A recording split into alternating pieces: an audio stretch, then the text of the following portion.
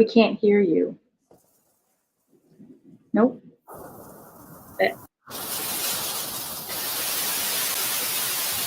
Not yet. Nope.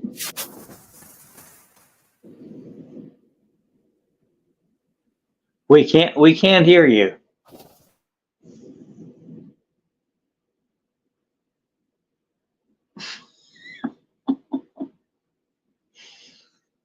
Just get Dennis back to. Huh? Have to get Dennis back to get the microphone. Dennis. Yeah. I know you can hear us. But we can't hear you now.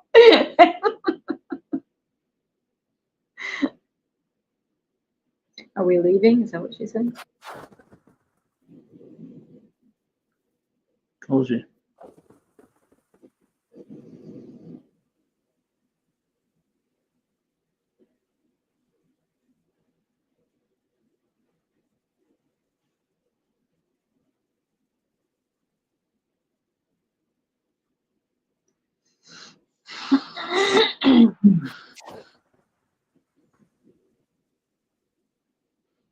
Nothing yet.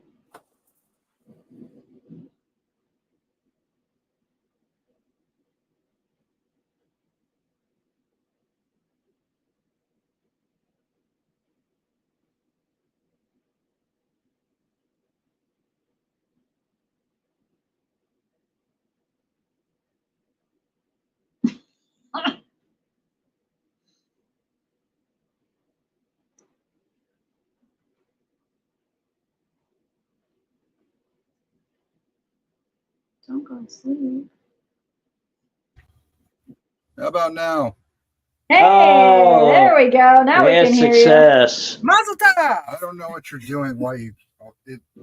This mic works every other time except for when you want it or when I try to get you to use it. Oh. Hey. Anyways, all right, folks. So, thank you for bearing with us on the Tech Gremlin issues. And as I was just saying, I'm bringing you guys on to discuss the Starseed, Star People, Star Children theories. I know they were originally advanced by Brad Steiger, an Iowa author, but you guys are pretty well versed on them. So introduce yourselves and chit chat about it, but I'm going to have you guys do it one at a time.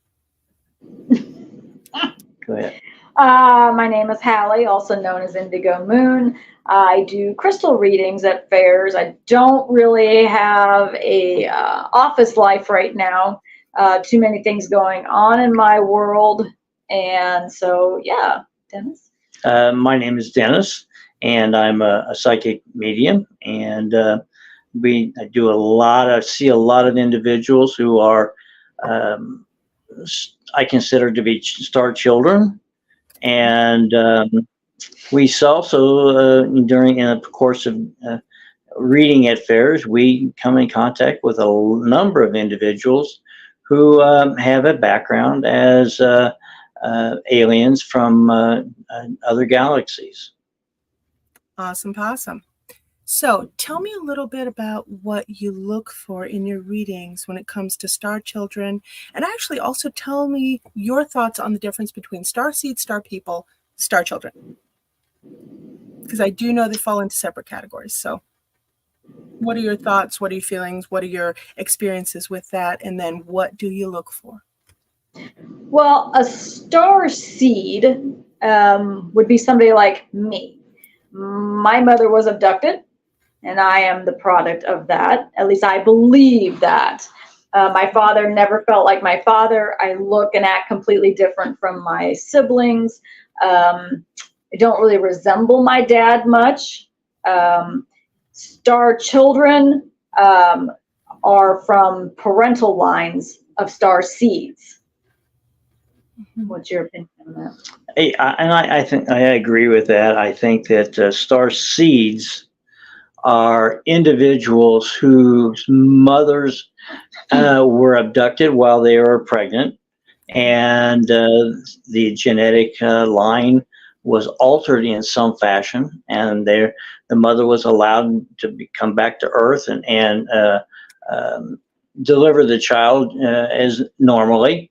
but that child carries a genetic line that whichever, whether it be Palladians, Arcturians, Andromedans, they want that child to carry that particular genetic traits of that particular race. Okay. Star children, I agree. Star children are those individuals. I believe I'm a star child. Never really felt that I belonged to my family of origin. Was always looking up at the stars, wondering, am I going to go back? Where do I belong up there? And I think that in some ways, starseeds come here knowing full well, in many, many ways, what their mission is. Mm-hmm. And I personally believe that starseeds come here knowing that their mission is to improve the Earth in some fashion, whether cleaning up nuclear waste, cleaning up the oceans, the rivers, whatever it might be. I think star children have a similar mission, but theirs is a little bit more of a day-to-day thing. How do we change the consciousness of individuals in the community they live in? Interesting. Okay, so now what about the other side of that theory where it's actually souls being reincarnated through advanced civilizations, advanced alien civilizations, and coming here to help us through our golden age, so to speak, or help us to it, excuse me, dark times to golden age? All souls have incarnated into many, many, many, many different forms. We have this lovely little book here. Mm-hmm. Nice. And yeah, all souls have experienced most of these because we've had infinite numbers of lifetimes to experience these. And because the soul is just being reincarnated into different manifestations, this time it's human, we carry all the knowledge. But like with me, I do come from a direct line of alien when my mother was abducted. But that doesn't mean I don't remember all these things too. Now, right? Here's another question. Now, when I was reading Steiger, it's a long time ago, and I put his book somewhere safe in the house, and that's the age-old chant to never see something again. Mm-hmm, sure. When I remember reading it when I was a kid, he said there were actual physical differences that even at that point in time, back in the 70s, they could compare it to a lot of other people, and it would be something specific to Starseed Star people. Do you have any of those? Allie? Me.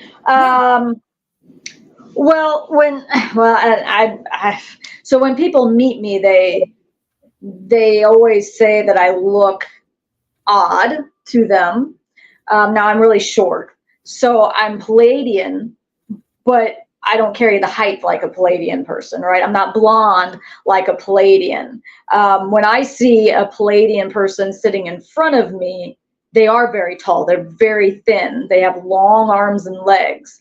They have blonde hair, blue eyes. I don't carry those traits.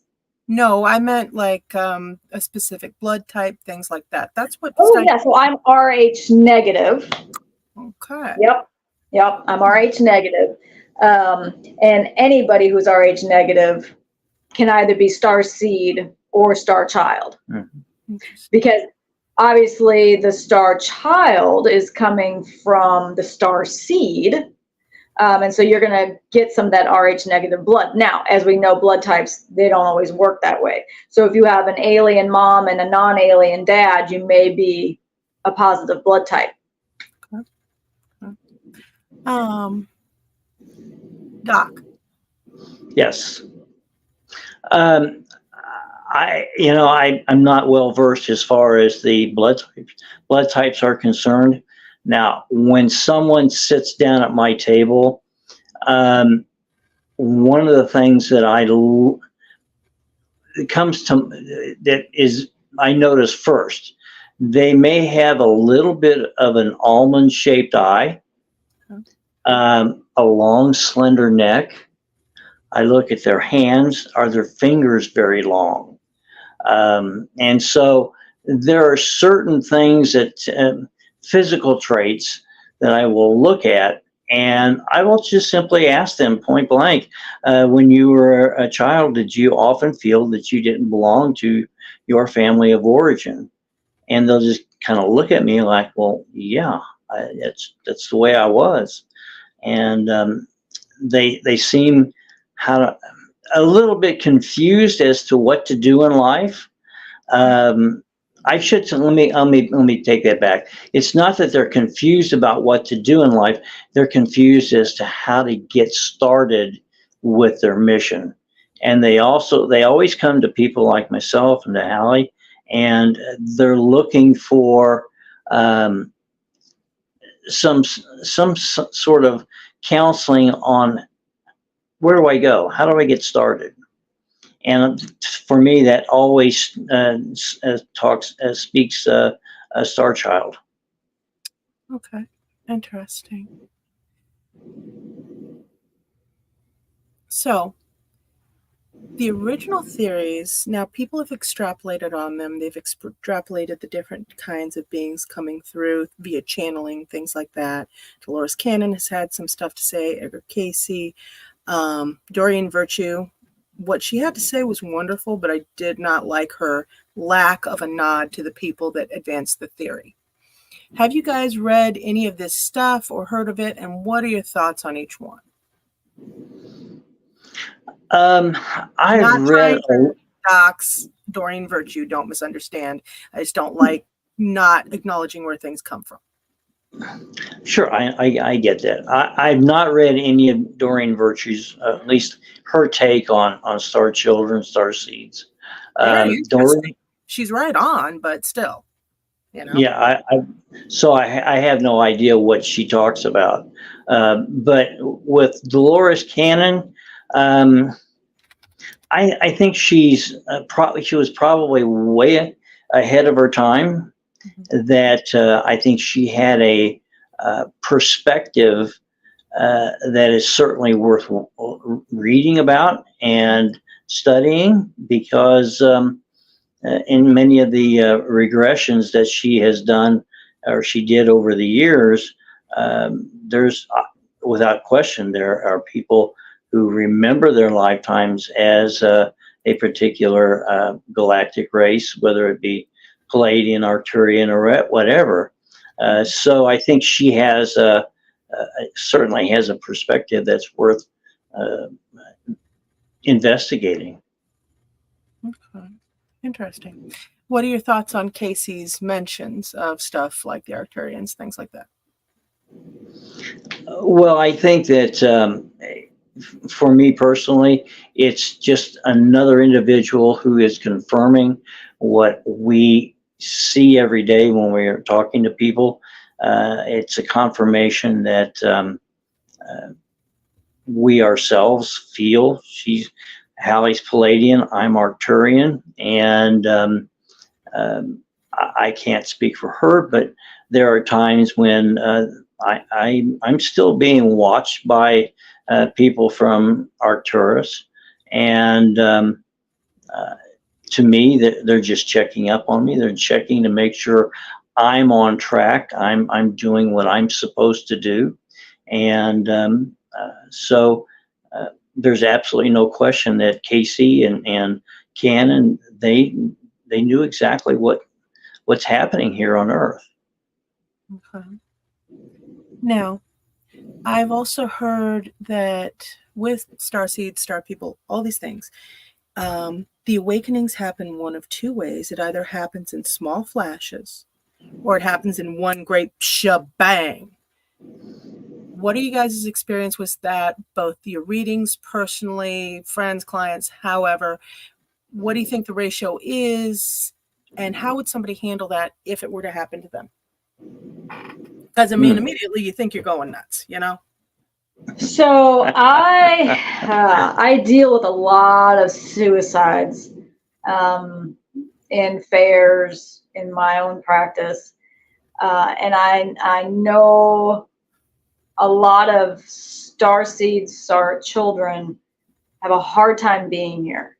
And that I find, and so I find that they awaken very quickly and they don't know what to do with it. The energy was heavy to begin with, always for them. This earth is very heavy. And they have an even harder time after the awakening, and they choose to leave, or they try to leave. I don't find most aliens to awaken slowly. Not right now. Right now they're shebang. Right. Yeah. And I think that's the hard part. You know, we're not given the opportunity to open slowly like we normally would, with as fast as this earth is changing, with as much timeline as we're going through. They aren't able to open slowly. And they knew that when they came here, but as a soul, it's easy to say, oh yeah, that'll be fine. Right. And then you get here and you're like, oh crap. No. Yeah, no. What was I thinking? Yeah. Now, a lot of people say it's a volunteer program, acts of service, that kind of thing. There's a Galactic Federation. I mean, when I hear the words Galactic Federation, it's a nice term, but my inner cynic is like, nobody's helping us out that hardcore. So what are you guys' thoughts on it? I personally believe that there is a group of alien civilizations, the Palladians, Arcturians, Assyrians, the Andromedans, who, in a very loosely form of a council, they kind of dictate what can and cannot be done to humans by some of the other galactic races who, shall we say, are not so friendly towards human beings. The Greys, it's like, no, put the cow down. No, don't lick it. There, you know, that kind of thing. Now, well, I think that it comes down to they don't want these other races, the insectoid, the reptoid races. They don't want them to do any experimentation on us. They don't want them to try to enslave us in any way, whether it be mind control or something of this nature. So I personally believe that there is a group of civilizations who do this, and they all follow the cosmic law of one, which is we are all connected. There is no way that we are not disconnected, even though we are human, because Hallie's a starseed, I'm a star child. We have that connection with not only other galactic civilizations, but we are connected as one with Source. Interesting. Now, 2 more questions before I go to Mary's question of, are you taking personal questions? Yes, of course we are. We always take personal questions. But number 1, what would you advise Starseeds, Star Children, Star people to look for as awakening symptoms? Number 1. Number 2, how do you feel about the constant conflation between the Indigo, Crystal, Rainbow Children theory and the Starseed theory? I feel that they are along the same lines, but they are different. So I also am an Indigo child. I came here to buck the system. I don't like control. I don't like big government. I don't like rules that are stupid. And that does conflict with my alien side that wants peace and harmony. And the only way we can do that is have rules and regulations, right? I know for me and the awakening, you know, they equate it to the flu. Now I have fibromyalgia. Okay. but I have to question if it isn't a constant awakening. Because, right, yeah. And a lot of people I know who are star seeds also have fibromyalgia, or that's what they are diagnosed with. But it's my personal belief that it's your awakening, that it's your, what's the word I want to use? It's your radar. Extrapolate. Okay, so maybe that's a better word. Expound. When things go on around the world, whether it be political or environmental or anything bad, Okay. my body gets more. It's like I have this pre-notification of something that's going to happen. Mm-hmm. Now, I can't always tell you what it is, but like I get a smell for volcanoes and earthquakes. Right. Now, they're different smells. I also shake when there's earthquakes coming, a tremor. But my fibromyalgia lends to my gift as well. I just noticed that a lot of star seeds have this. I was going to say that could also tie right in with you being a psychic. It can. Mm-hmm. But most star seeds are also psychics. Interesting. Okay. So, now whether they choose to use that gift or not is, because they, like me, I grew up in a Catholic family, so I wasn't necessarily allowed the ability to use it. But. And then how to handle awakening symptoms. That's the other thing. How do you handle it? It's a hard one because you either do or you don't. You're either strong enough to get through it, and maybe you have people who you talk to who have similar symptoms and you work your way through it. And like I said, right now I know a lot of people who've committed suicide because of those awakenings. Okay. See, I would advise people to go and actually find a group, and that's part of the reason why I hold these programs and such. Go and try and find a legitimate metaphysical shop, and that's another question I'll ask you guys in a minute. Doc, how would you advise people if they feel like they're going through this awakening, starseed awakening? How would you advise them to cope with it? Some gentle methods, so as we don't have a suicide. Well, one of the things that it's been my experience, and that is the star children's, not so much the star seeds, they kind of know what's going on. Okay. Star children seem a little more lost, and generally when they come to me for a reading, they're already in the midst of this awakening. And they just simply need some validation that they're not going crazy, that this is not perfectly normal for considering who they are. And if they can accept the fact that this is perfectly normal, get them started in meditation. Once again, go to a local metaphysical store, see if they can find someone who in some ways will mentor them. The more they understand about and many of them, part of the awakening process is becoming more and more intuitive. Mm-hmm. And it's very frightening to them. Some of them, it's very frightening to them. Yeah. They become more empathic, more intuitive, and in some ways, they just need someone to sit them down and say, look, you're not going crazy. This is part of the process of opening up and becoming aware of who you are. And the reality is, because we're star children and we have some of that alien DNA, it becomes activated at different points in our lives. Okay. And they have to come to the acceptance of the fact that they are who they are.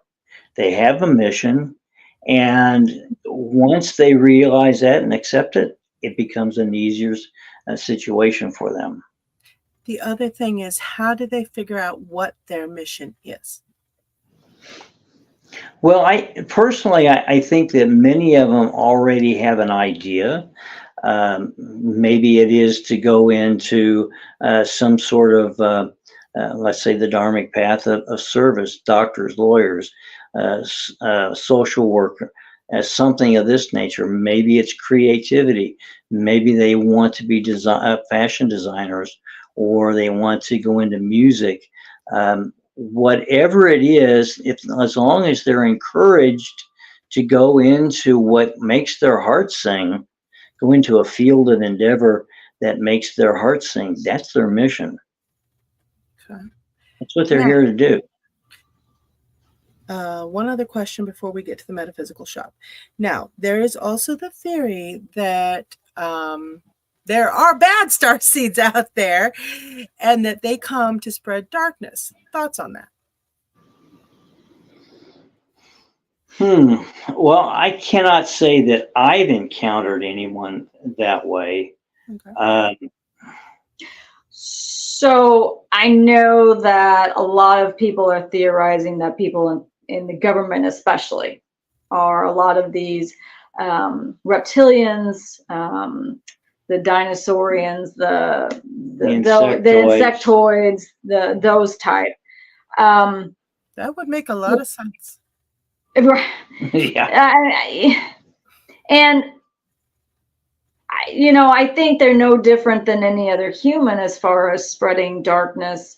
Now, I do think that we have, again, we got good aliens coming here, checking on us, making sure we're doing what we're supposed to do, evolving in the way that we're supposed to evolve. And I also think that we've got some bad players too that come here and try to influence. So I don't know. Well, I think that there are some alien races that, if you will, love to spread chaos, and if they can influence some individuals, some starseeds, star children, that they accomplish their mission, that spreading chaos and constant negativity. Well, for instance, the kid who just shot Trump, he is reptilian. So. And that his mission was to do what he did, and that kind of spreads chaos and doubt and fear, and that's exactly what they are supposed to do. And but he's human, right? So he has the same coding as the rest of us, but he was definitely a star seed, not a star child. Okay, interesting. Okay, now, how do you guys vet a metaphysical shop? You guys have been in this game a long time. So, when you walk into a metaphysical, new age, crystal shop, what have you, whatever they want to call themselves, how do you make sure it's legit? When I walk in the door, how do they treat me? What's the energy like? What's the energy? Like the minute you walk in the door. Yeah. If it's chaotic, if it's a little bit, if it's a low vibration, it's not the store for me. Mm-mm. Hallie, expound on how you're treated. So we went into a new metaphysical shop, not going to say where it was at, but we walked in, we weren't greeted. We weren't asked what we were looking for. When we asked, where this was and that was, kind of met with some resistance. It was almost like we were not wanted there. Mm-hmm. Well, and it could also be crappy help that day, to be honest. Yeah. Okay. I mean, so what is it? The energy of the treatment, yes. What is it? What kind of test can just your regular layperson do, in your opinion? I think one of the first things to do is start asking questions. What is this crystal for? Mm-hmm. What is this wand used for? How do I use magic? what's their opinion on certain metaphysical issues. And I want a crystal store that knows both light and dark. I'm sorry, I do, because what if I have an issue that requires a little bit more finesse than what a light worker can do? Expand on that, Hallie. So let's say I have a really evil demon in my house. Mm-hmm. Okay. And I need someone who's a little bit stronger than just a Reiki master. Mm-hmm. I need to know that they can provide that or at least offer help elsewhere. Mm-hmm. And so a store that's really balanced, like Charlie's store here in town, in Omaha, he's really balanced, right? He's got light workers, but he's also got dark workers. And I appreciate that, you know? Well, nowadays it's getting to the point where you have to keep somebody on staff that knows reversal stuff and things like that. Just because things flung back and forth, it's getting ridiculous. And from everything I hear, it's all over. It's not just confined to one state or region. So I don't know. How is it for you guys up there? Hello? We have frozenness. By the way, Mary, yes, please ask your personal questions.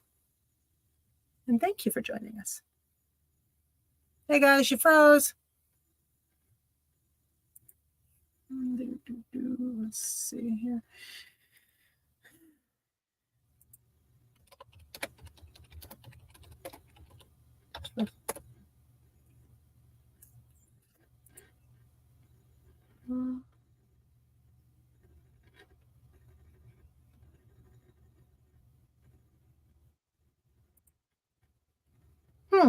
Okay.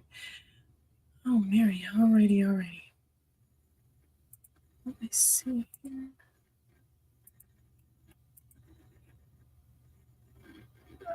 Hallie. She's probably over with her. Here we go.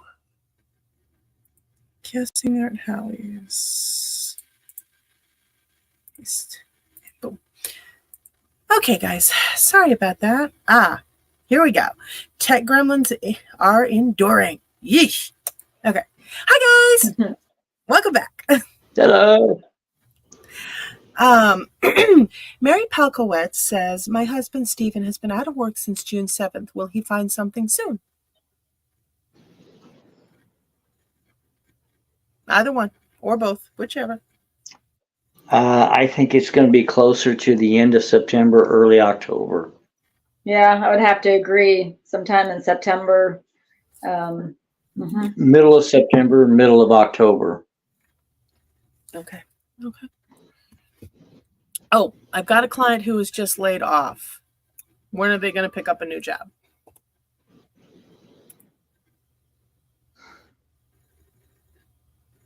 Where or when? When? Man, I don't think until November.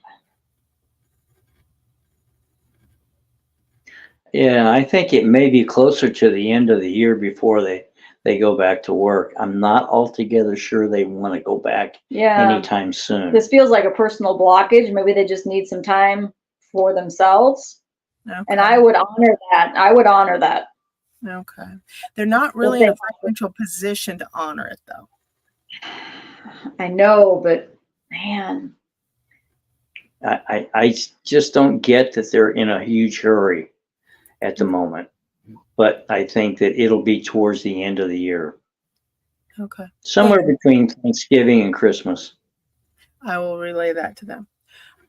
Mary Palkowitz, thank you very much. Awesome. You're welcome. So, Hallie, can you guys access the private chat on here so I can copy paste your book recommendations? Let's see. I'm going to mute mine while I'm typing out the Brad Steiger.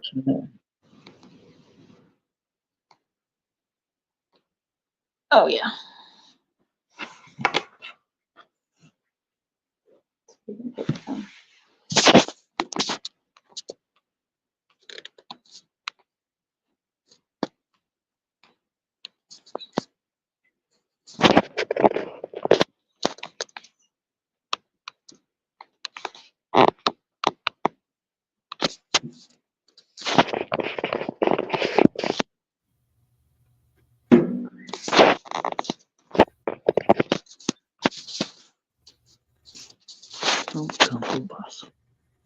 I better check YouTube. Hold on, guys. Okay.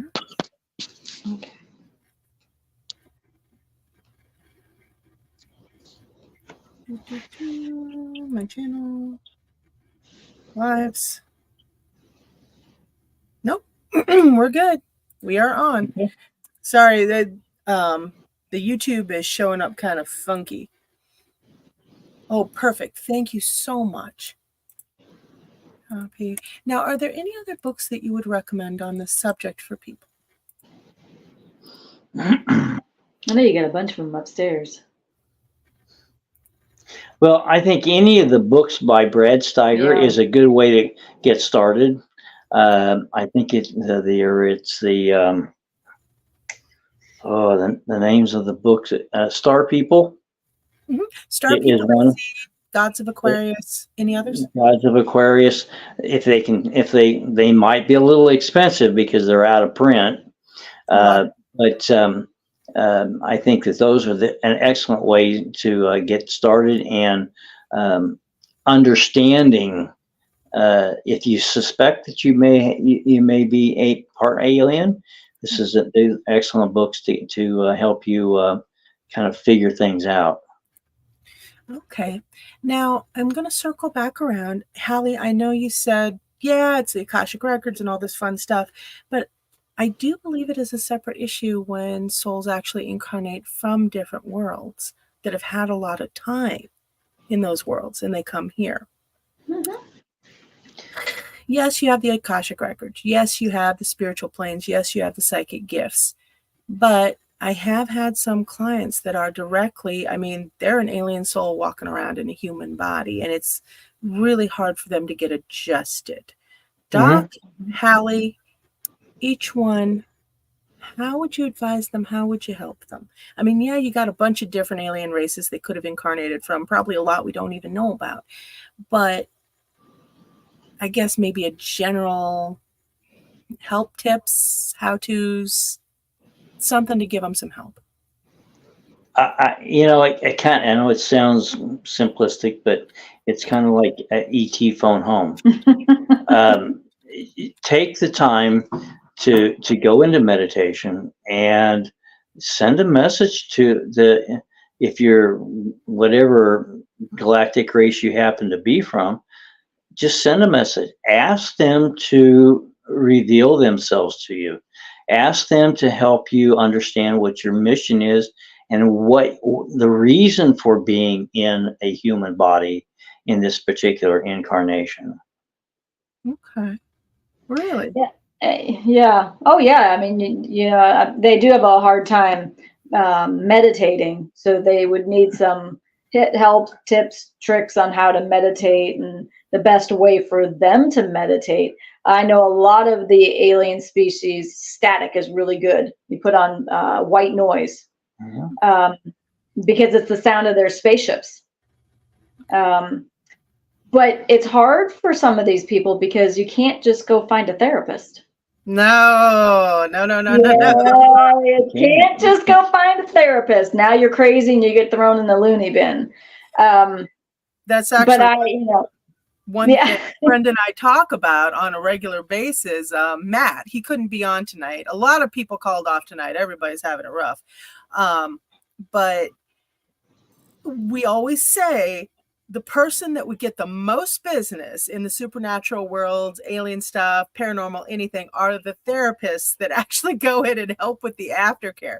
Of course, they'd only be paid in hugs because most of us are broke, but they would be. But that's who we see at fairs. Yeah. That's who we see at fairs. That's who our clients are afterward. We are therapists.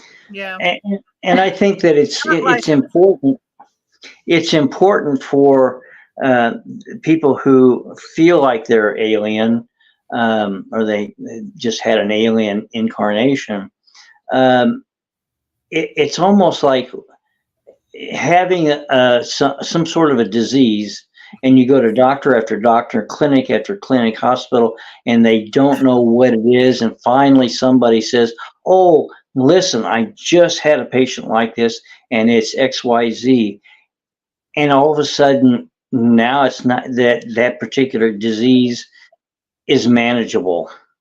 Yeah. And once they come to the realization that and acceptance that they have, they just had an alien incarnation before coming to Earth, it's easier for them to deal with it. It's easier for them to say, now I get it.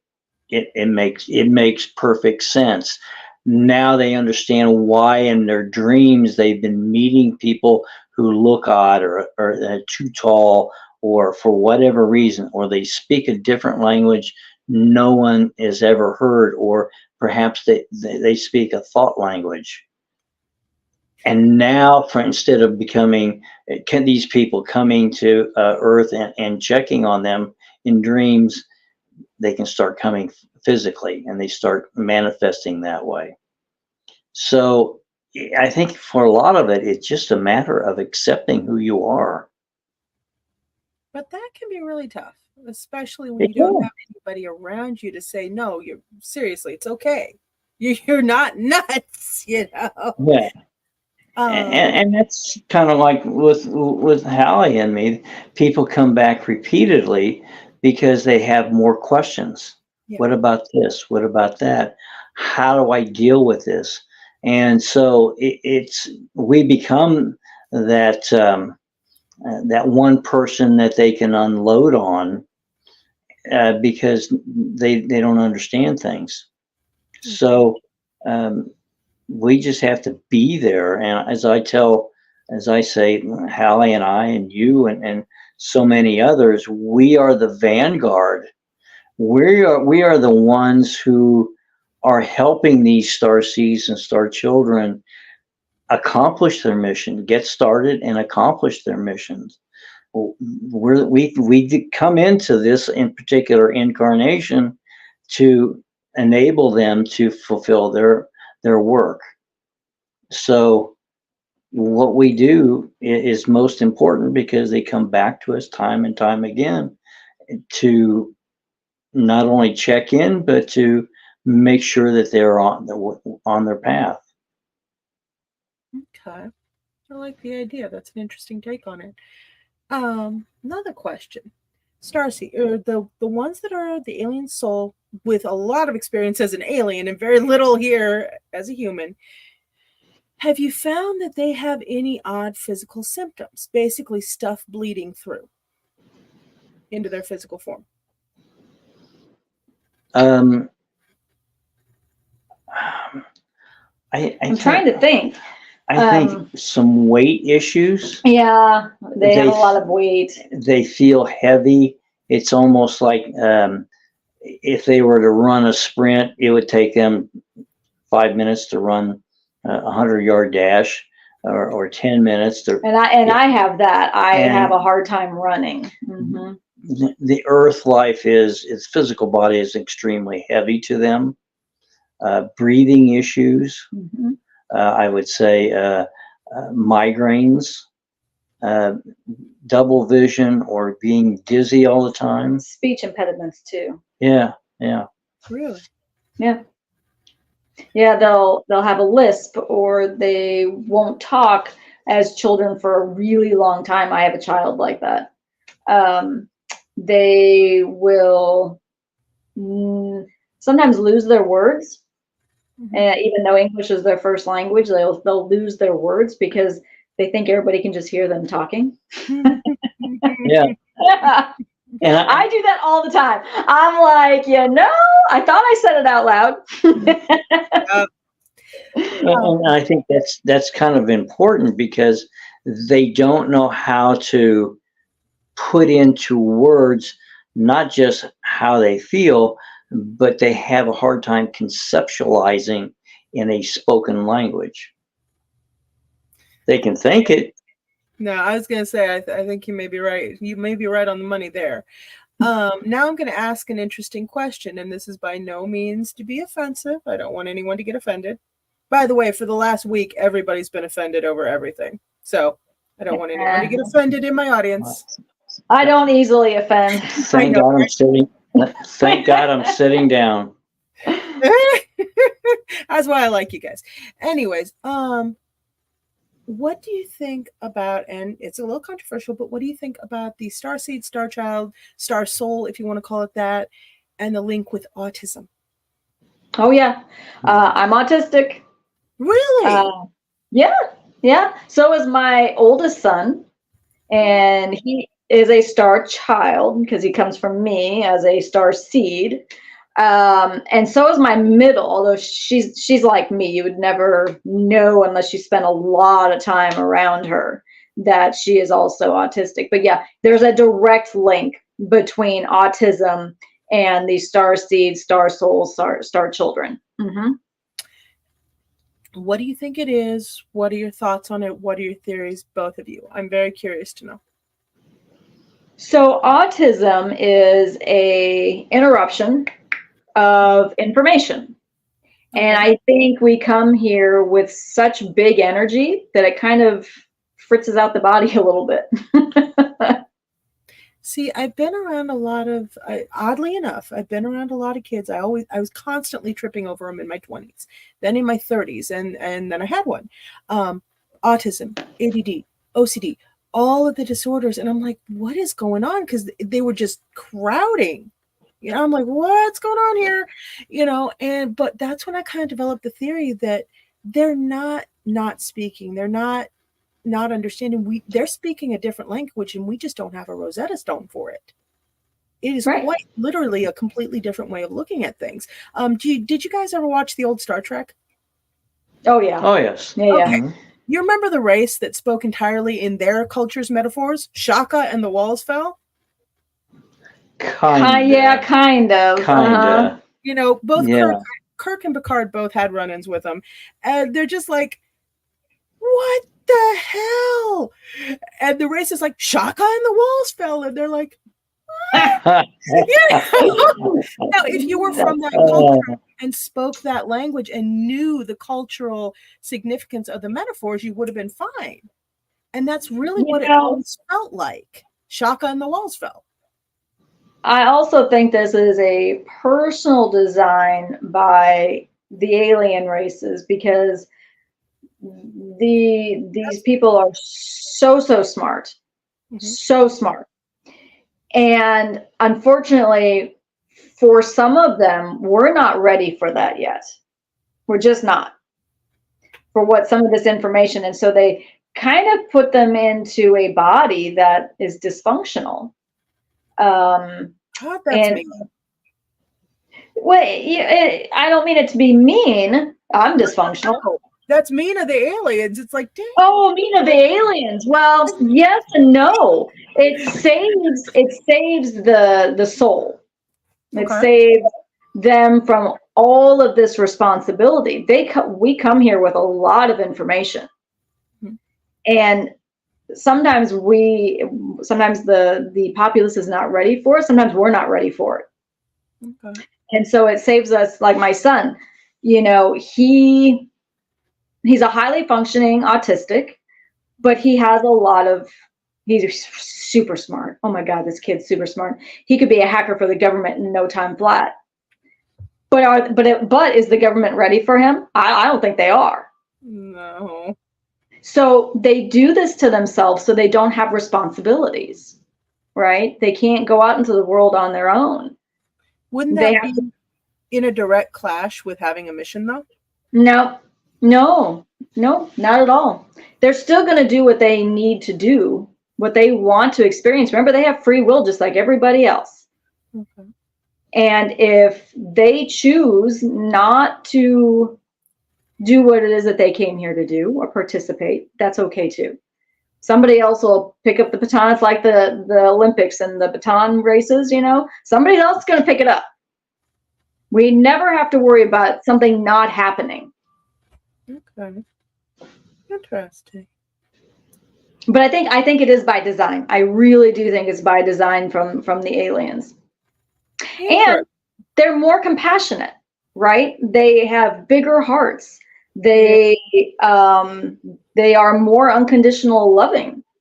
And they're actually a lot more patient from what I've seen, or at least from the ones I've tripped across. Right. And the older they get, the more they grow.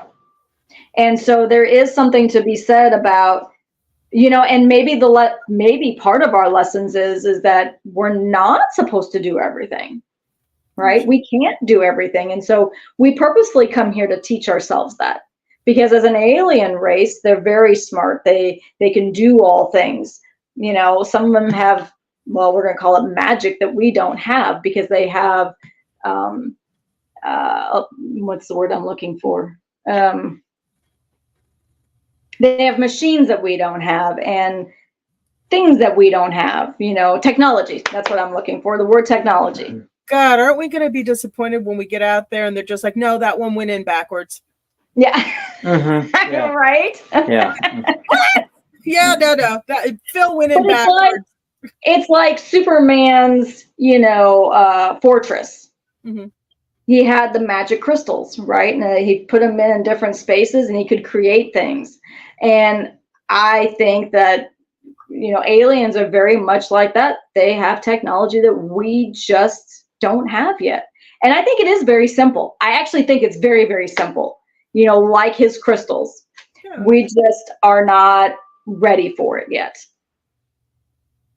I always thought that made perfect sense, and I didn't know why we didn't start heading toward that tech. But at the same time, I also realized technology like that right now would be a very, very bad thing. It would. Could be. It could be. It could very well be. And I think that, personally, I think that some of the people, the star children with ADHD or any kind of learning disability, if they came into an Earth form immediately after having an incarnation as an alien,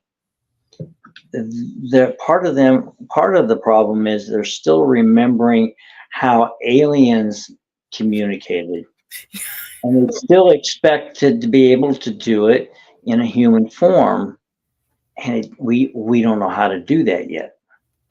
Yeah. Well, my daughter gets mad at me because we'll play hangman in the car. Mm-hmm.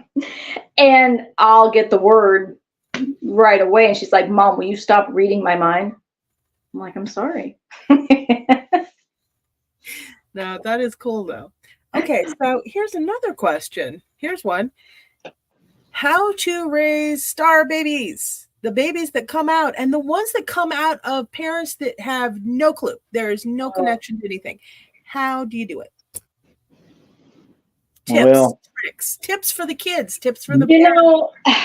That is the same analogy as, and I'm gonna use this, and I don't mean it to sound rude to anybody, but that is taking two straight parents that's raising a gay kid. How do you do that? With compassion, right? I was going to say, it'd be a lot easier to raise a gay kid than an alien kid. No, not necessarily. Not for those parents who are straight. They're Catholic, right? They have very strong morals on this, very strong thoughts on this. I don't think it's any different. That kid is going to feel alone, and they're going to feel separate. I know I did. I mean, my mom, I always felt separate from my parents. I felt different. I had to hide everything from them. And it wasn't until I was in my late 30s that I started being comfortable with who I was. And it was very much, okay, my daughter is gay, okay? Mm-hmm. And she didn't come out to me until a couple of years ago. But had I been her, in my position as a kid, which I was, and that's why I equate it to the same thing. Do you come out to your parents if you're not comfortable? Absolutely not. No, I suppose not. So I think as parents, if you know about this, but most parents are going to put blinders on, just like they do with gay kids, trans kids, doesn't matter who they are, right? They're going to put blinders on. So how, as a kid, you have to ask the question, as a kid, how do you deal with it? Because you have to be able to get yourself help. You have to be able to be okay with yourself. You are the one that has to take responsibility. And I hate to say that, but it is the same issue. And I have a lot of kids sitting at my table whose parents, you know, grandparents have brought them, but mom and dad know nothing about them. Jesus. So tips for parents who want to learn but don't know how. Tips for kids. 1, how do you figure out if your kid might have a little bit more alien in them, whether it's in their soul or their DNA or whatever? How do you figure it out? And then as parents, how can you help? And as kids, what the heck do you do with that? Well, I think the very first thing is to pay attention to how the kid learns. Mm-hmm. If the kid seems to be a little precocious, learns very rapidly, that's one sign. Usually they're going to be rather intuitive. And if one or both parents is intuitive, it's important for them to develop their, hone their intuition right along with the kid, because if they don't, that kid is going to overtake them. The kid will start, I think the kid will start talking early. It will start talking about things that it can't possibly know, maybe relatives that have crossed over. That doorway is still open. It may talk about spaceships. It may talk about strange people that came and visited them while they were sleeping. And I would encourage them to talk about that, and write it down. Write these things down. The parents need to be open and accepting of that. It's not that their child is developing some sort of emotional or mental issue. They just simply need to be open to the fact that it's very possible that the child is simply remembering a lifetime in an alien form. Okay. Now, what if the kid is not talkative? Kid's doing stuff, but they're not talkative. But you're looking at this little kid going, all right, no. That is not age appropriate. Something's off with you. Well, I mean, let's say we have a kid who likes computers a lot and understands it. My son, for instance, he understood computers at a very, very young age. And that's all he's ever wanted to do was be on a computer. And like I said, he's a hacker. And I've given him several broken computers that blue screened and everything, and he's returned them to me within 15 minutes, working fully fine. And he did this when he was 7. Okay, if he ever gets bored, tell him to hack in and delete all the credit scores. I know, right? All the mortgages and all the debt and everything. If he gets bored, I keep telling him, go to work for the government. Hack for the government, hack legally. It'd be great. Okay. Well, I think that one of the things that parents should look out for is what when the child is drawing or coloring, mm-hmm. what shapes are they? Are they drawing mom and dad in the house, or are they drawing the stars? Are they drawing pictures of people that are rather different, that might be considered alien? So are mom and dad real people, or are mom and dad the aliens that they just came from? And so it's going to manifest. If it doesn't manifest verbally, it's going to manifest in some fashion. Now, what I will say, though, is this, because any star seed, their people will come and get them every now and again. That's just an automatic. And you hear stories about mom and dad going into a room and the child not being there. Mm-hmm. And they are looking around the house and this and that, and they can't find them, and they go back in the room and they're there. Oh yeah, they got taken. Horrifying for a parent. God. I know. Oh yeah. I know. But they will then tell stories, about that trip. Not for very long because they can't remember for very long. But they will tell stories. They will have dreams. They may wake up in the middle of the night and be scared. I did that a lot of times as a kid. Now I kind of remember talking about this now. I would wake up in the middle of the night and be scared because I wasn't at home. And I thought that I was sleepwalking. Mm-hmm. And no, it's just that the alien didn't drop me off in my room. God. Yeah, I was outside. You missed. You had one job. I know one job. Put me back in my room. For the longest time, when people would ask me, "Have you ever been abducted?" and I'd say, "No, I've never been abducted," because I told them that I would never allow them to do any kind of medical experiments on me. And finally, someone said, "Well, if you weren't abducted, why were you telling the aliens you can't experiment on me?" And I thought about it, and I have a memory. I was about 7 years old, and a very tall man, looked very human-like, asked me if I want to take a trip. "I'm going to show you where you came from." And I remember walking up a ramp and getting into a ship that was circular. And whether or not we actually left Earth, I do not know. But he showed me a control panel, and he pointed to star systems and said, "This is where you're originally from." And I remember getting a little bit concerned because I was 7 years old or 6 years old, and I was, well, my mom and dad told me not to hang around strangers. Right. And so I said, I have to go home now. And next thing I know, I'm walking down the ramp and I wake up next day.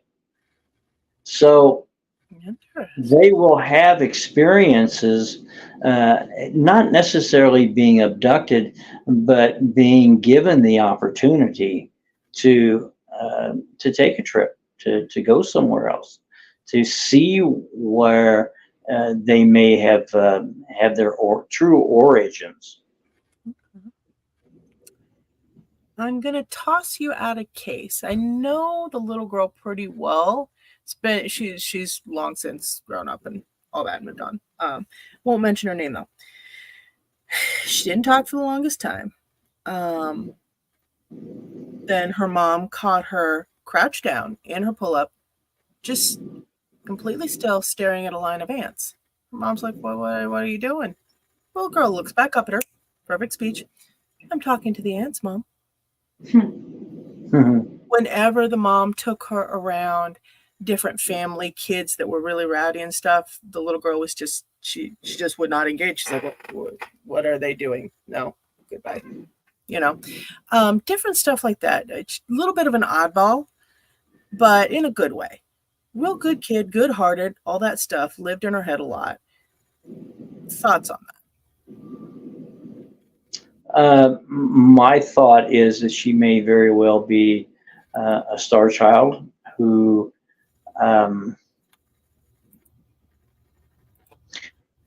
at this particular time in her life, the only way she knows how to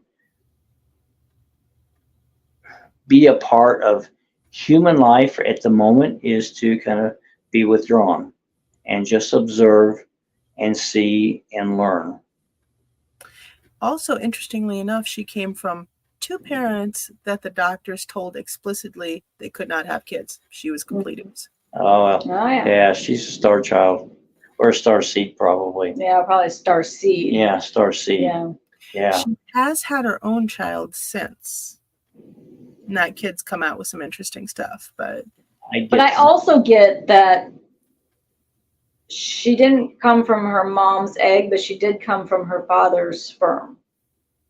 So it took dad's sperm and somebody else's egg implanted in mom. Oh wow, that's just a violation on a whole nother level. Dang. Yeah, very true. However, I think her child is a starseed as well. Yeah, yeah. So I think she was taken back. Mhm. They Used her egg, but manipulated has the manipulated. DNA. Yeah. Interesting. That'd be wild if that worked out. But I guarantee you, she's more like her dad than her mom. Interesting. And in the people that I have talked to or given readings to, this is a galactic family line of star seeds, one after one generation after another, after another, after another. And the people will say without question, everybody in our family, we see the world differently. We perceive it differently. We're considered to be a little bit odd. But it's one generation after another of star seeds. And depending on who it is, whether they're Palladian or Syrian or whatever, there's purpose in doing that, in keeping a line of genetic information, because at some point in time, each one of those star seeds imparts knowledge that can make a difference either to people around them or on their job or something of this nature. Interesting. Okay. Christina from YouTube. Hi, everyone. I just tuned in. What's going on? Hey, Christina, we're talking about starseeds, star people, star children, and kind of how to diagnose if you are one, if you have one, what's going on with that, what it means. Oh, how do you diagnose which race you're from? If you're from one of the ones that have been channeled. That one's a hard one. That's a little more difficult. Yeah. You know, I always tell people to go to this book, start reading it. And for my clients, I'll just flip it open, right? And start reading it to them and be like, oh yeah, that sounds great, you know? But they're also going to resonate with a half a dozen more other ones in there. And I think that they resonate simply because even though they come from different star systems, they consider themselves all one family. Interesting. And that's that cosmic law of one. We're all one family. And, you know, it's like being Italian or Spanish or Canadian or English or something of this nature. You're different ethnicities, but we're all humans.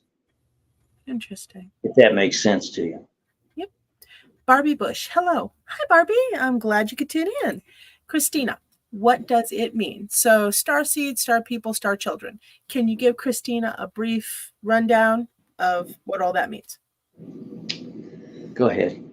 Okay. Star seeds are people whose moms usually have been abducted and implanted with a child.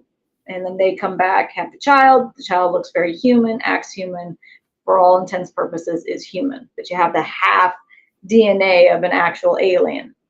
Star children are the product of humans that don't have any interaction with another alien. So mom, dad, Earth, you're human. But you got the traits from your mom, because she's the alien. So now you're a quarter. Yeah. You're a quarter alien now. So star child is probably the product of a mother who is a star seed. Yes. Okay. But again, not always. Not always. Not but always. Most generally. Most generally. Okay. Christina, interesting. Sweet. And then you also have the ones that actually come in they incarnate from multiple alien race lifetimes. Star souls, I guess you'd call them. Star souls, yeah. And they come in, they incarnate as humans, and they're like, I don't know what's going on here, but I got way too drunk on the last spaceship ride. Yeah. And now, They're what the hell? actually the most lost, the star souls, the ones that have never incarnated into anything other than what they are. So if you're Palladian, you've always been Palladian. Maybe you came here during Atlantis or Lemuria, right? But otherwise, you've never incarnated here. They are the most lost. Okay. They tend to be really depressed. They usually have a very clear purpose, though. They're environmentally, they're the philanthropists. They are, they're usually just people like that. Mm-hmm. Mm-hmm. And almost to a person, they'll say, well, while we're giving the reading, I hope I don't have to come back here again. Oh my God. It's like, I don't have to come back. Yeah, they're like, please tell me it's my last time here because I never want to be back here again. But you know, one of the things that it's important for us to understand that as souls, we don't always reincarnate to Earth. right. Earth is difficult. This is the University of Earth. It's damned hard. So we take a break. As souls, we take a break. We go back to where we came from. It's easier. It's an easier life. But when it's time to start learning our lessons, then we come back to Earth because this is the premier. Well, but we also come here when there's times of peril, like now. Yeah. You know, that's what That's we're why here we for. see so many We bring star hope, we bring joy, we bring, exuberance. We have, we have things to give. And the best thing about aliens is our capacity to love something else other than ourselves. I'd heard somebody lately, and I can't tell you who it is because I don't remember. This guy, he said it's Academy or University Earth, and basically what it is we are all learning to be angels. We are all actually angels, but we're all learning to be what we are. Instead of being victims and everything like that, sometimes you need an angel to help you out, and then you, as the victim, transform into that helping angel. Thoughts? Oh, and Christina, ha ha ha. Yes, Christina, we are quite funny.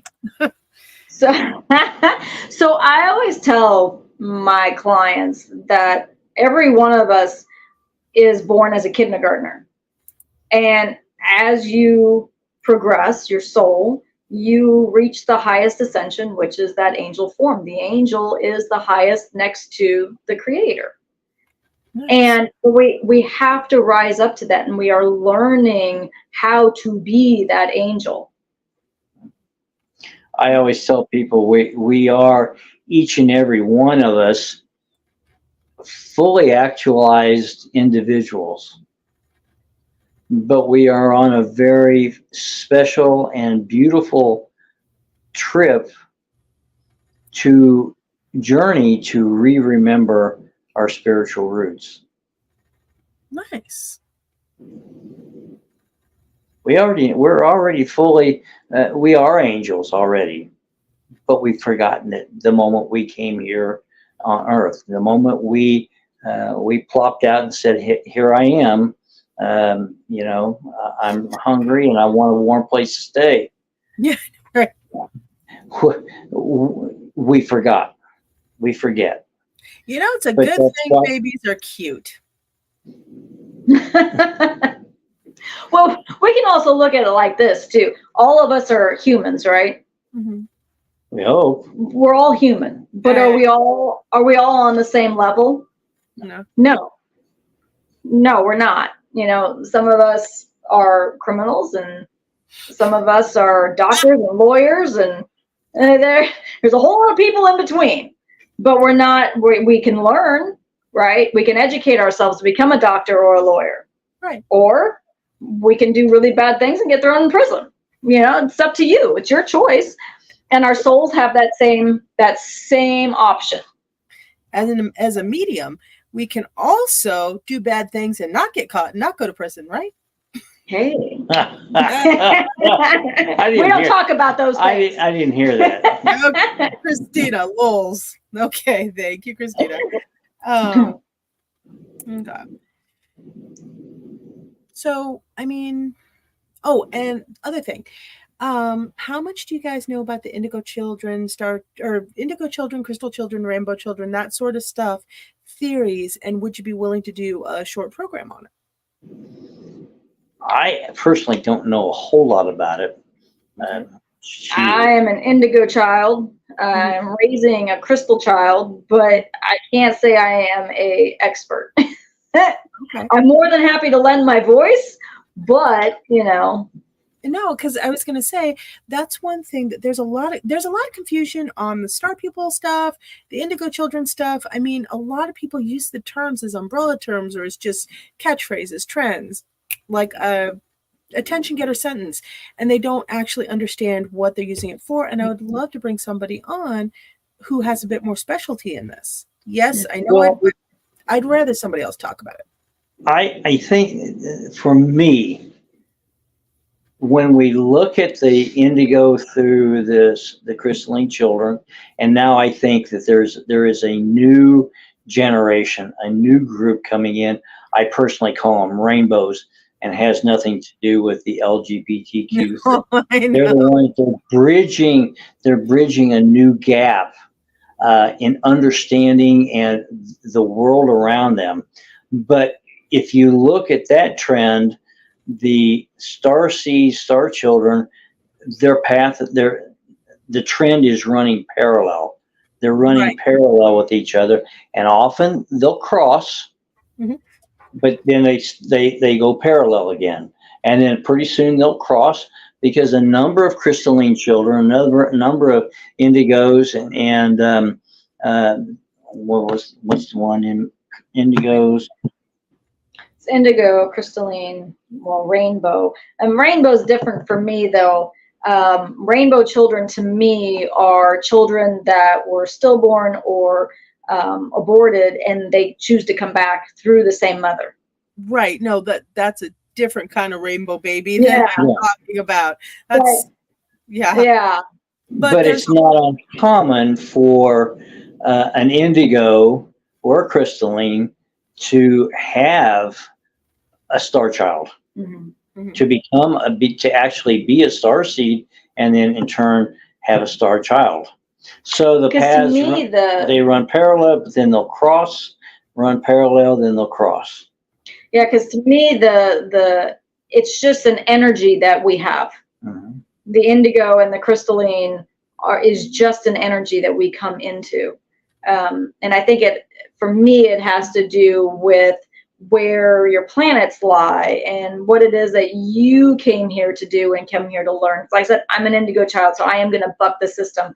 I don't play well with others. I really don't. I tend to not like rules, especially if they're dumb. I advocate for small government. I do all of this, right? And it's just an energy. It's the time frame that I was born in, and a lot of kids my age, Gen X, we came here to do that. Now, there's another one out, and I've heard about it a lot. I know a high priestess here. She was trying to write an article about it. She calls it Blu-ray, that Blu-ray energy, and it's not a DVD, but it's actually another phase past indigo and crystal. I think it's before you get to rainbow. I have not heard of it. I've not heard of that. I'm not familiar with that one at all. I think that there are probably little groups in between the major groups that have manifested. But when we look at trends, it's the indigos, crystalline, and what I call the rainbow. So, how do you know if your kid's an indigo or if you're an indigo? How do you know if you've got a crystal? How do you know if you have a rainbow? Ask them. So the indigos are really easy to tell. They are obstinate. They're stubborn. They very much have a mind of their own. They are independent at a very young age. And it's not usually through circumstances, because they want to be independent. They don't need your daughter, Shannon, is an indigo child. Christina, I think that hit home. Okay. The crystalline are very sensitive kids. They can feel energy of the planet. They, especially because the whole planet's crystal, they want to be here. Crystal people want to be here. They like being here. They're very well grounded. They are the opposite of indigos. They like rules. They like being told what to do.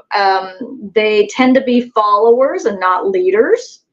And one of the things about crystallines that I have found is that they do well in school, but they're generally bored with school, and that's because they're always a chapter ahead of the teacher. Okay. They will often ask questions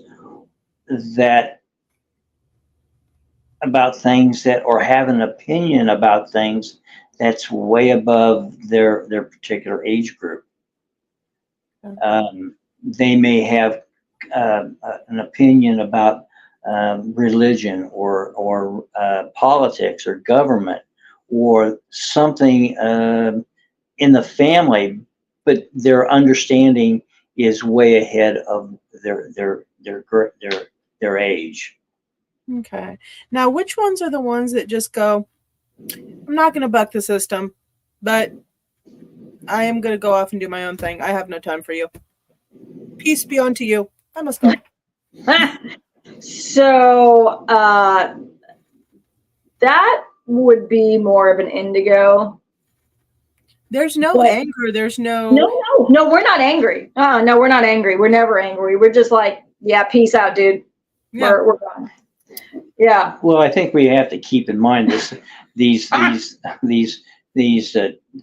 indigos and the crystalline. It's not indigos begin and they automatically stop. Yeah.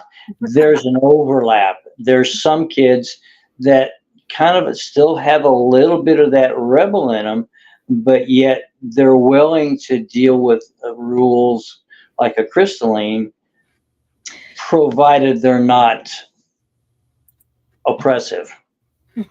Well, and then, like with me, I have the gypsy side, and that is very much gypsy. Peace out, I'm out. You can just do your own thing. I'm going to go over here.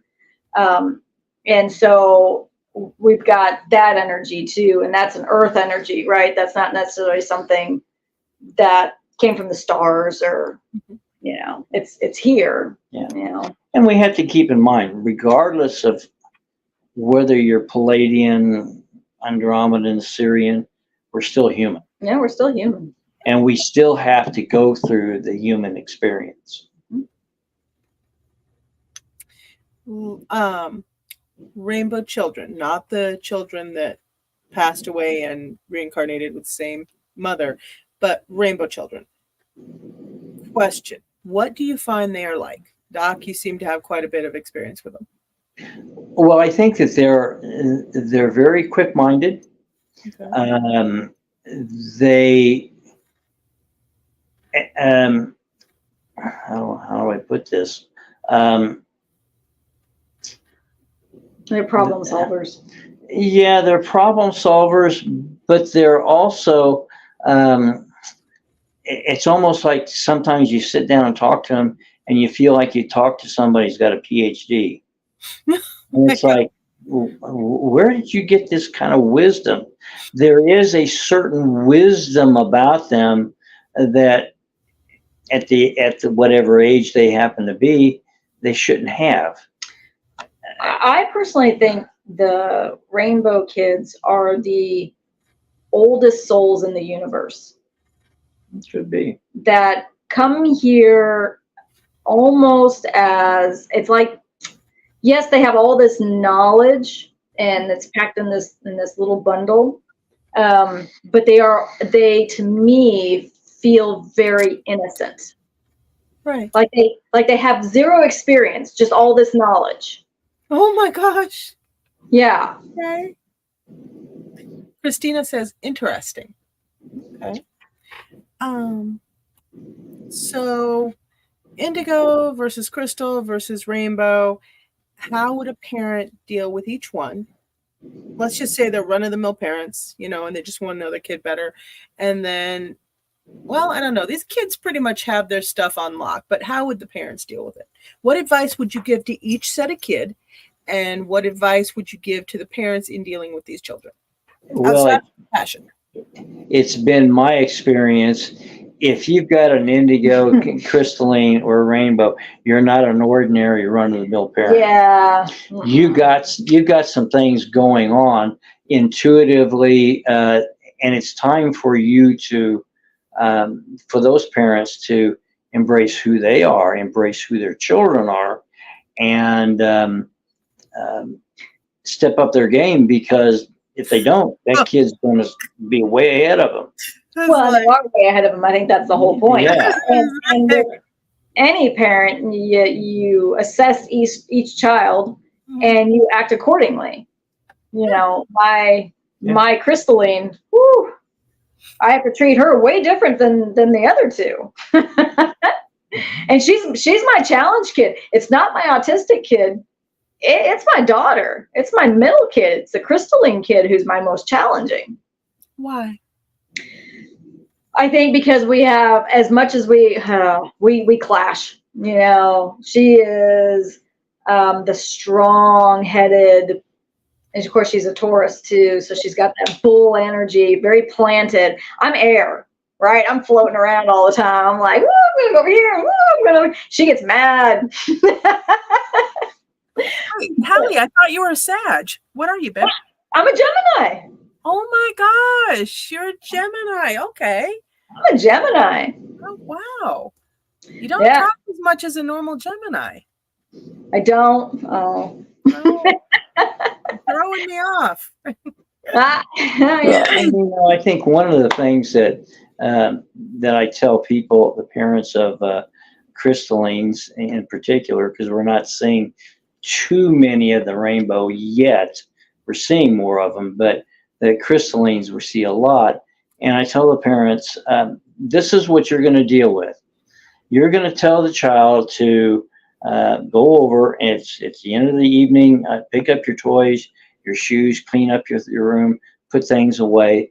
And they're going to kind of lean over and look down the hallway at your room, go, well, when are you going to do the same thing? Clean up your room.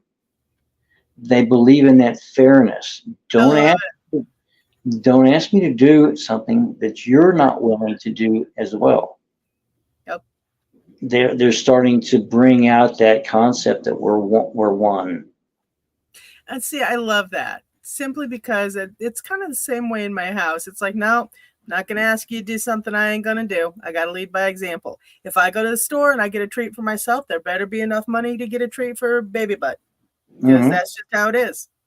You know, you cannot make those rules and separations, at least for me. Yeah, I rule with an iron fist, so. I do. Oh, really? Oh, really? Yeah, okay. I'm not one about fairness, because the world is not fair, and you have to learn early that everything is not fair. And my daughter hates that. I was going to say, every day we learn about unfairness. I would rather teach anybody that I'm with, or actually example. I would rather be an example of fairness as much as I can. That way they know when they go out there, hey, this is how it's supposed to be. You guys are wrong. I'm right. So whatevs. Bye. Well, my daughter always thinks everything is unfair. I'll give you an example. I left my son with a whole bunch of food this weekend because he was going to be pretty much on his own, and his brother and sister were going to be off working, and she was going to go with friends. And she came home and she discovered all this food that was for just him. And whoo, man, apparently she was really mad. Well, she's a Taurus. Yeah, I know. She's a Taurus. Let her have some of that food, dude. Yeah, no. Food is a bad issue. I can tell you from experience. It's not just me, saying, hey, things are not fair. It's her going, hey, I don't feel like you're treating me fairly here, so. Advice. 23. Okay. Advice for parents of rainbow kids and indigo kids. So rainbow kids, would you agree with me? They're probably the most sensitive. I think so. Yeah. Yeah. So you have to be really kind to rainbow kids. They don't do well with discipline, like harsh discipline. Yeah, they don't want to, a look is enough to them. You know, they don't like disappointing you. So harsh words, harsh punishments, not a good thing for a rainbow kid. Yeah, and I think one of the things that I have experienced, it a good number of rainbow children come from parents who are probably crystalline. Interesting. And so they kind of know, they sense it's that they take one look at their child and they already automatically know. Like, all right. The feeling that this is what's going on with them, and they know how to adjust the tone of their voice or what question to ask. So I think that I can't say that I've had a lot of experience with rainbow children themselves, but more so the parents of rainbows. Wouldn't you say Eli is a rainbow? Yeah, probably so. Yeah, my youngest is a rainbow if I had to classify him. Okay. Now, parents of indigos. Oh, get drunk. Yeah, get drunk. Yeah, you're in for a wild ride. My parents, I drove my parents nuts. Because I never asked for anything. I was born with the cord wrapped around my neck and I was purple. They had to bring me back. Dang. So because of that trauma, that's where they think that I got the fibromyalgia. Now, my theory is fibromyalgia is a symptom of being a star child, starseed. Mm-hmm. So, but I didn't need parents. I know that sounds bad, but I didn't want to be picked up. I didn't want them to play with me. They left me alone on the floor with my toys. They tell me this, and they said the minute they picked me up, I screamed. They'd sit me back down. I was fine. I was very independent, but I don't like rules, right? So the rules they imposed on me, like any kid growing up, I very much was a rebellious kid. They would say I was probably one of the worst teenagers ever, but really what it came down to is I was just too independent. So I guess both of you guys, what would you have wanted your parents to do? I mean, Hallie, you know yourself. You know what you should have been able to get away with, what you shouldn't have been able to, and what they should and shouldn't have done in hindsight, because hindsight's 2020. So if you could go back, if you could be a voice in their ear, what would you say? Trust your kid. Trust. And that is one word, trust. For an indigo, that is the biggest thing, is trust. Even after you set the couch on fire. You know, if the kid is irresponsible, now most indigos are not. We are very responsible people. We tend to have a high Jiminy Cricket in our head. You know, what is good, what is wrong. And we tend to follow the good, even when we see bad. I remember going to a bonfire one time, and there was alcohol served, and I was underage, and I asked to be taken home because there was alcohol there. Mm-hmm. And so I had a very strong right-wrong thought process. And most indigos that I know also are like that. And all we want is trust. All we want is to, have people around us put their trust in us and know that we are doing the right thing. Okay. So if I had one word for a parent, it would be like, trust your kid, unless they prove themselves to not be trustworthy. Okay. And then the indigo does understand why the rules are being imposed. I did. We're done messed up. We're done here. I had done messed up, and we own it. That's the thing. We own it. I snuck out of my parents' house all summer one time, and I got busted because a friend of mine. And I owned it. I was like, yep, you know what, Mom? But I've been doing this all summer, so why are you punishing me now? It's like, no, don't say that. Yeah, it was great. You were grounded before, but now No, you're you know what? She actually did not ground me. Really? That's awesome. No, she did not ground because I was honest with her and I told her exactly what I was doing. And technically, I wasn't off the property. I said, how can you ground me when I wasn't even off the property? Your rule is to stay on the property. I did. That's true. Still.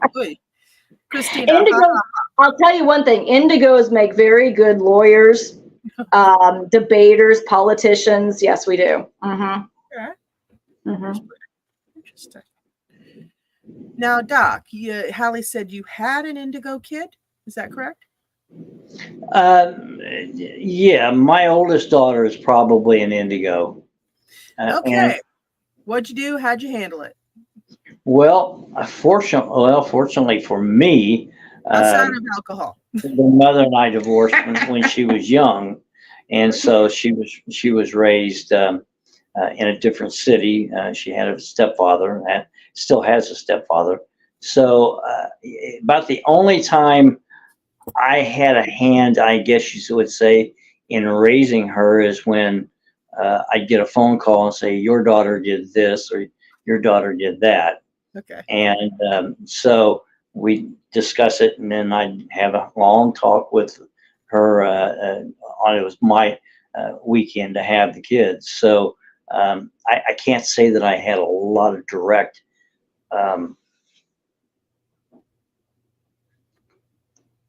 influence. I think, I take it back. I think I did have some influence, but I didn't have any direct action in terms of raising her.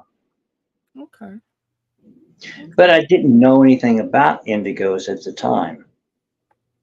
Yeah, she was just an obstinate kid. Yeah. Yeah. So, and what the other thing that I would say with parents is when your child starts to show some signs of intuition, help them. Start guiding them. If they talk about the stars, if they talk about,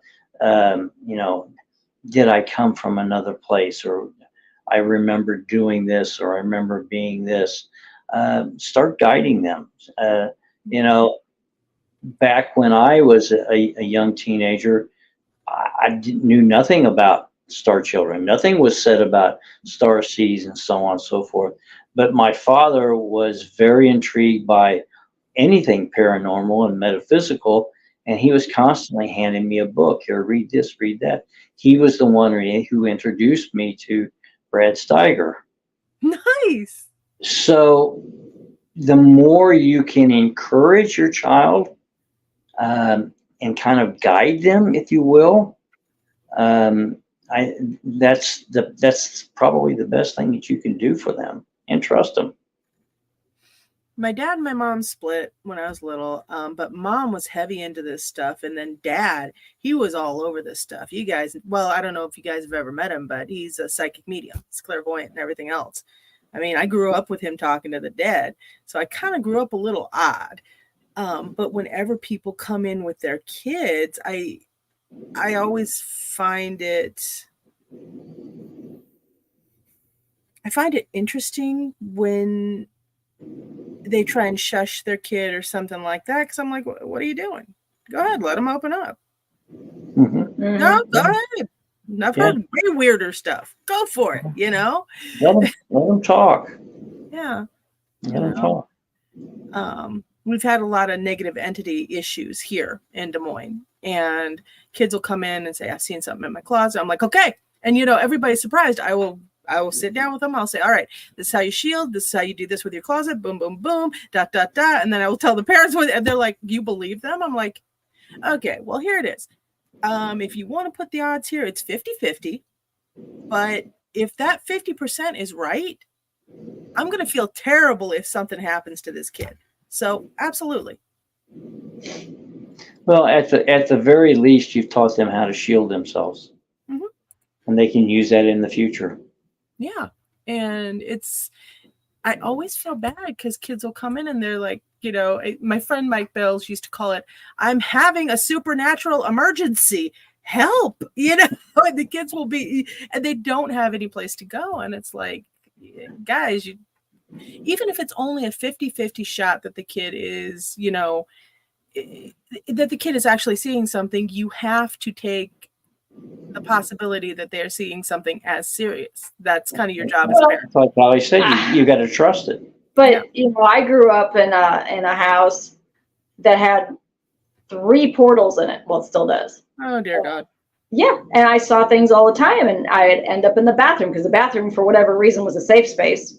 And my mom would come in there night after night after night, and I would say, well, I saw this, or I saw this, and I would be bawling my eyeballs out, and she'd be like, you know what, will you just go back to bed? There's nothing there.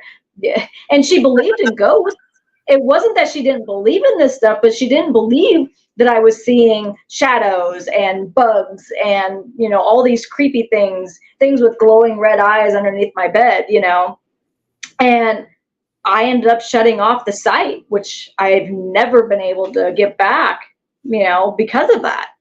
But I don't blame you. The stuff is terrifying. Oh, it's terrifying. Oh my gosh. You know, hell, it's terrifying for me. And, you know, people will say, well, it was because you watched, you know, scary movies, or no, I was very sheltered as a child.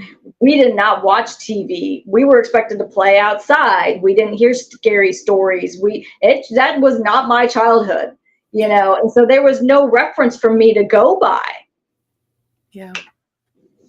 And that's the other thing, you know, what is the child being exposed to?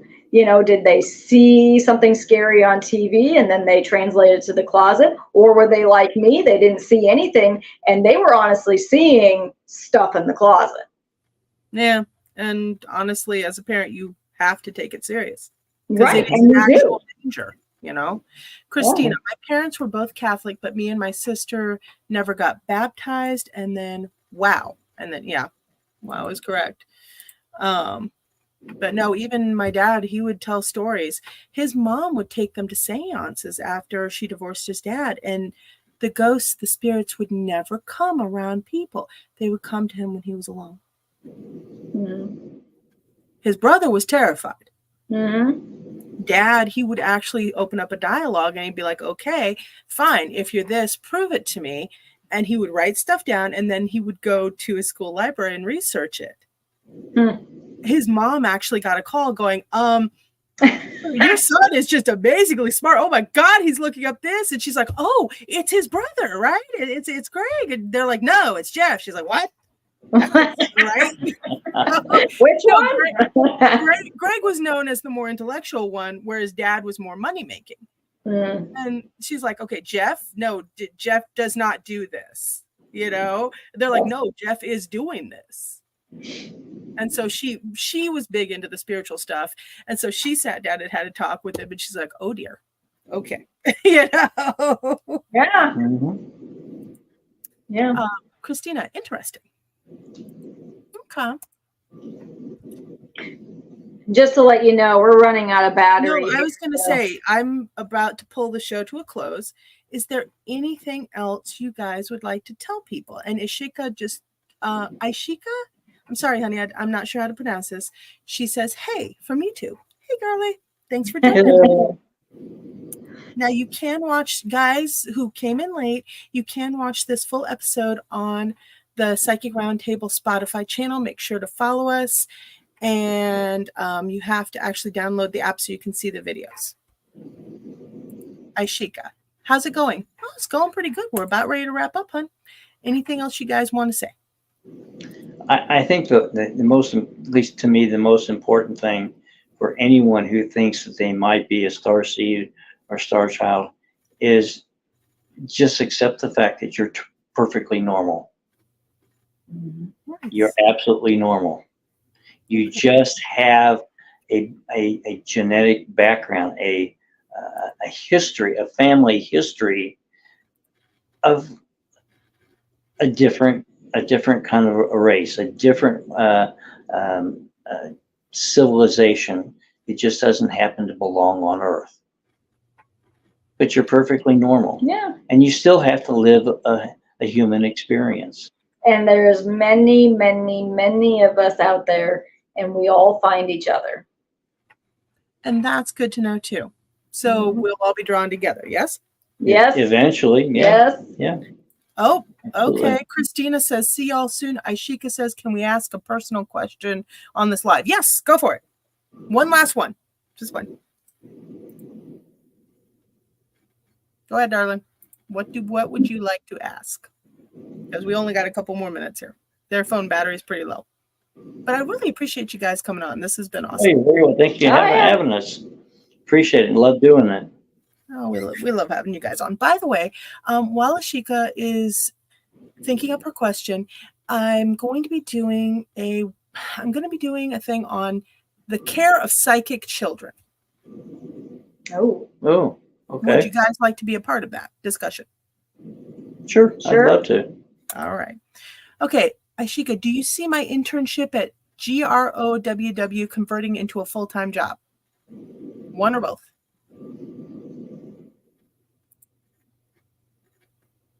I have to be honest, I don't see it happening. Okay. But As I say, there's problems with it. I don't know if it's institutionally or they're just not going to offer her.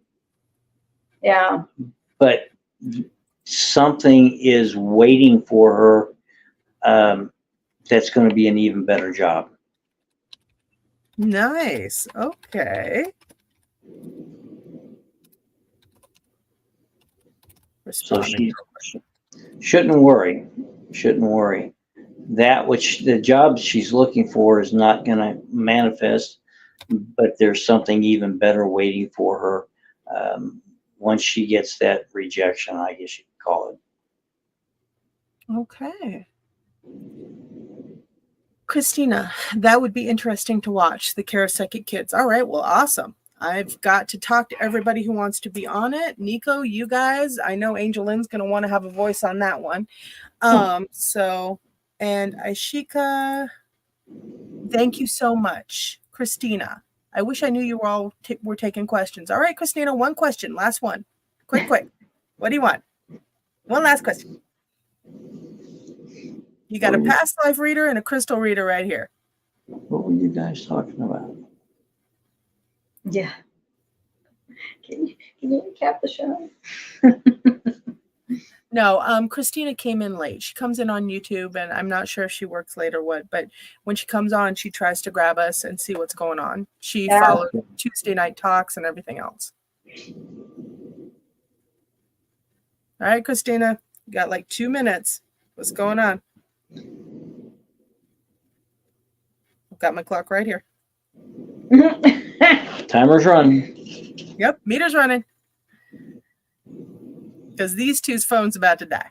So quickly too. Well, I tell you what, you got down under 20%, and yeah, now it's energy out of it. Can you see it too? No, I can't. I can just see mine. But I'm on my desktop. I love my desktop. I actually got the same model both upstairs and downstairs for when I'm writing upstairs. Okay. Here we go.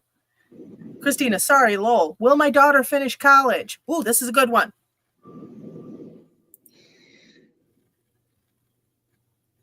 Daughter's first name.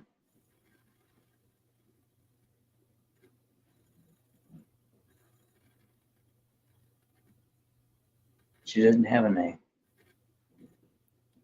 I don't know. She's probably still typing.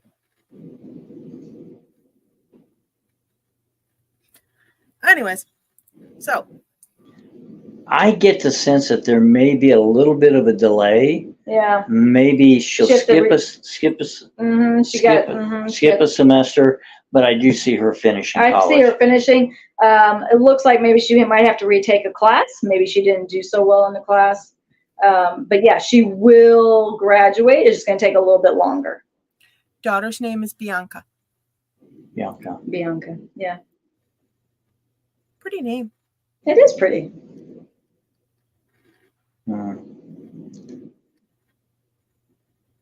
for some reason I keep getting a math class. There's something about a math class. So Yeah, see, I got finance, but same thing as math. Yeah, Yeah, it's math. yeah, yeah. yeah. So something about either she needs to redo it or she's having difficulty with it now and isn't going to pass it and have Maybe to she has do to it, drop it or something. drop yeah. it and come back another semester and take it. So, but I do see her graduating.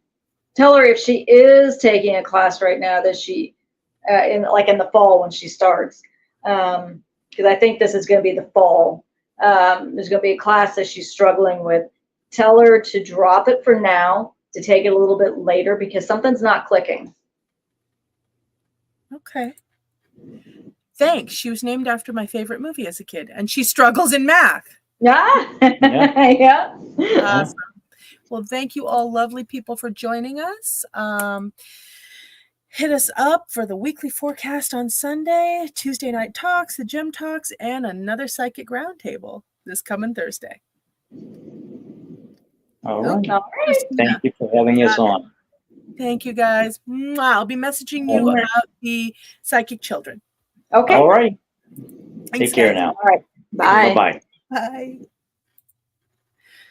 All right, folks. Well, that was Doc Cromwell and Hallie Ehrhaus, and they are absolutely amazing and wonderful people for coming on and chit-chatting with us about all these. Hold on, Christina. Can't wait. Oh, thank you, Christina. You know, I love having you on here.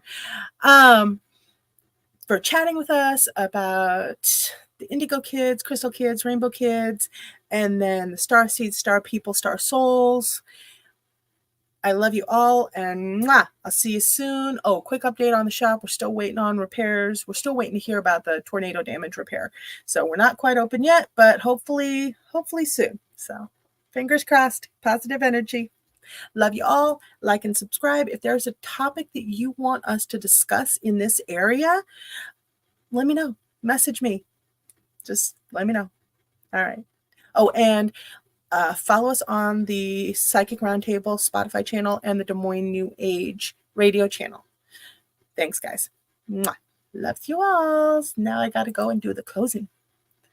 And boop.